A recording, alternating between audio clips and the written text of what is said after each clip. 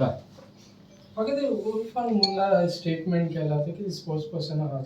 उर्फान मुल्ला हो पयलीं पार्टीचो स्पोक्समॅन आशिल्लो, पूण गेल्या आमी जेन्ना परत पार्टीचे स्पोक्स पर्सन बदलले त्या वेळाचेर उर्फान मुल्ला हे पार्टीचे स्पोक्स पर्सन ना, आनी त्यामुळे ते जो कितें स्टेटमेंट करता तेंचो वैयक्तीक स्टेटमेंट, पार्टी कडेन त्या स्टेटमेंटाचो कसलोच संबंध ना. पण पार्टी बरोबर आसात आता. पार्टी बरोबर आसा मेंबर पार्टीचो डेफिनेट आसा न्ही, पण पार्टीचो मेंबर असप वेगळो आनी एखादो स्पोक्स पर्सन वेगळो.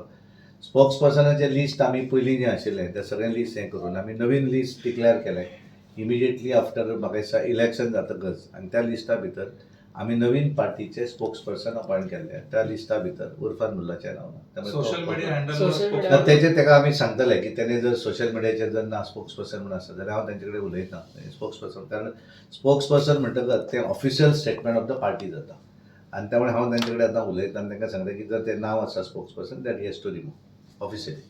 थँक्यू. थँक्यू.